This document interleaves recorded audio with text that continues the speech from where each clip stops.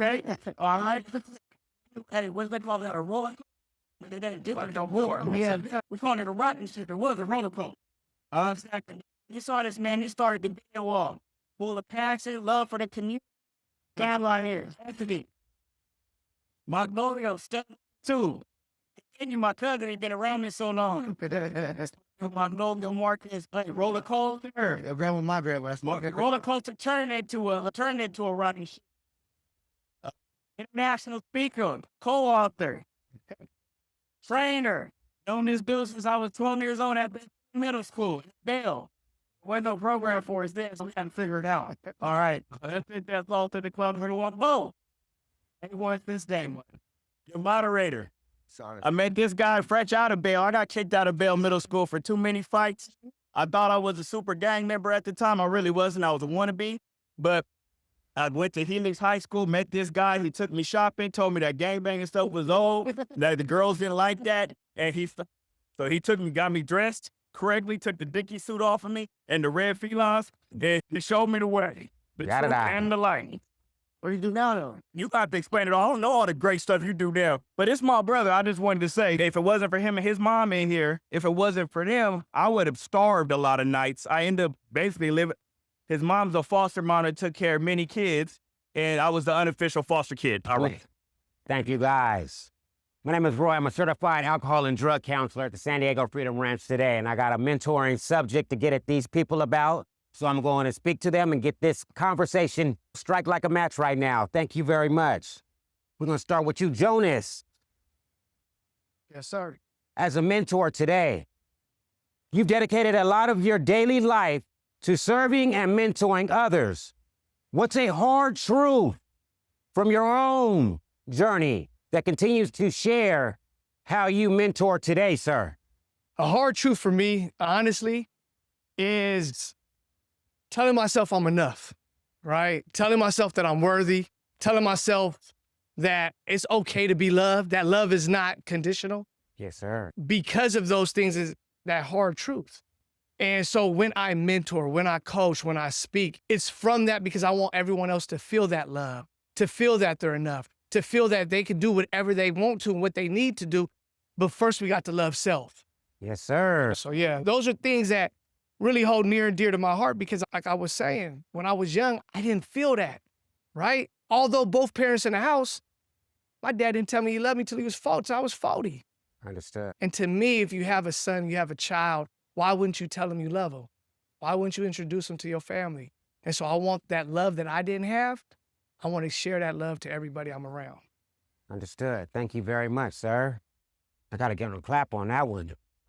A lot of people today tell me their parents never told them they loved them. They show them they love them by giving them the clothes and the hard work that they do and providing for them. And I say that's not a way of telling and showing unless you can express it from your heart with internal motivation. I understand what you're saying. Thank you, sir. Mac, love you. Am I saying it right, sir? How you doing today, sir? Very good. Looking back on your life, what was the moment you realized you could break away from the path you were on, the mediocre lifestyle? When was the time that you knew you can break away from that type of lifestyle and create something different for yourself? Right here, right now, today, let us know. First and foremost, I want to say thank you, Jonas, for being vulnerable. Thank you. I appreciate you. It takes a lot for a man to be able to do so. When I got out of YA, when I got out of juvenile hall, I realized that the youth that I was growing up with was not living the same lifestyle as I was living. I met somebody that was able to have the mental digestion, the mental strength to see life, how we grew up in a different way. And I think that was a complete perspective change for me for sure. They grew up in the same environment as me, the same conditions, everything the same, but they wasn't living like me. And I think that was when I was like, yo, this is somewhere where I need to mentally digest and take this in and just realize that, hey, it don't gotta be how it has to be at the moment. It don't have to be how it is, how I was taught, but I can make my reality. And that young man, he changed my life forever, man. Thank you. Thank you very much, sir. That was on point. Today we in a major way and we on it. Anthony, sir, you've experienced significant adversity and challenges throughout your life. What have those experiences taught you about resilience, and perseverance today as we speak, sir? So basically, it's pretty much taught me that one, it's okay to feel pain.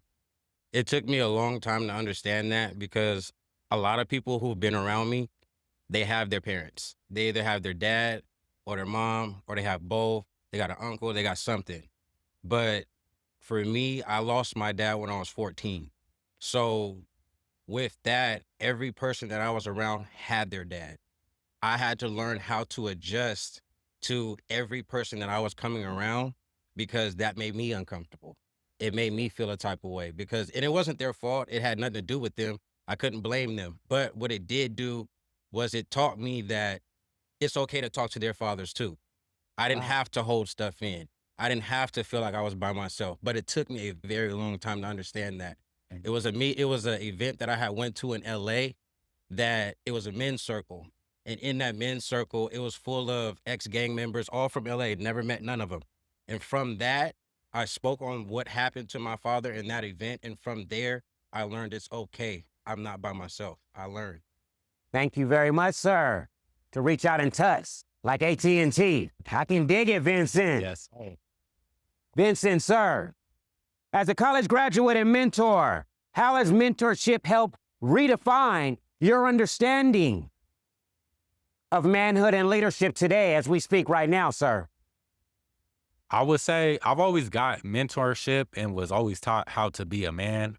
That being a man, there's different men. There's man codes, there's street codes, and so on and so forth. Sure. I look at myself as a street man growing up or a hustling man.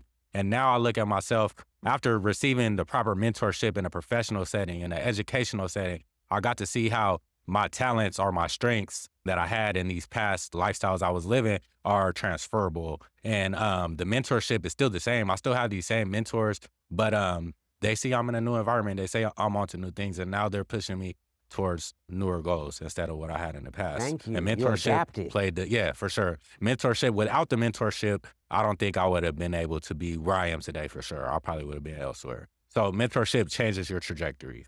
Thank you very much, sir. Tyjon, am I saying it right, sir? No, sir. All right, can you go on and give it to me right? Taiwan. Tyjon, as a young man transitioning into adulthood, how has mentorship helped shape your understanding of mental health and self-care today as we speak, sir? For me, mentorship, when it has to do with mental health, I feel like it's just important as your physical health and your physical well-being. So, me not having a dad for real growing up, me always having a mentor by my side, it always helped me cope with my feelings, how to relieve stress, how to work my every day-to-day life, just grow and learn new things. Just mental health is just important, just as physical health for me. Thank you very much, sir. That's on point. Vincent, Yes, sir. one more time.